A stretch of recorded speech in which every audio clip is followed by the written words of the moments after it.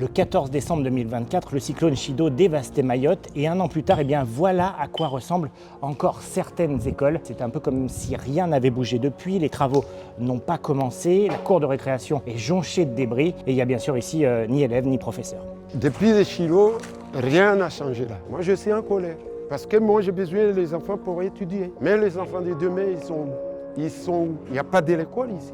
Les enfants qui fréquentaient cette école ont été depuis accueillis dans d'autres établissements scolaires, mais comme il y a moins de bâtiments disponibles, la classe désormais se fait à tour de rôle, par roulement. Ici, à Koungou par exemple, certains enfants ne vont à l'école que 3 fois 3 heures par semaine, et encore ça, c'est quand il n'y a pas de coupure d'eau, parce que dans ces cas-là, ils vont tout simplement pas à l'école. Ça me fait quand même mal, parce que ma fille, le matin, elle me réveille. Des fois, c'est elle qui me réveille, qui me dit « Maman, c'est l'heure d'aller à l'école ». C'est difficile à lui dire qu'il n'y a pas école, lui expliquer le pourquoi il n'y a pas école. Selon le rectorat, à cause de manque de financement public ou parce que les assurances n'ont pas encore remboursé ce qu'elles devaient, près d'une école primaire sur 10 est dans cet état à Mayotte. Forcément, les parents ont du mal à l'accepter. Et dans certaines communes, comme ici à Koungou, dans le nord de l'île, il y a des parents d'élèves qui font grève et ça dure depuis plusieurs semaines. Il y a des roulements entre les élèves.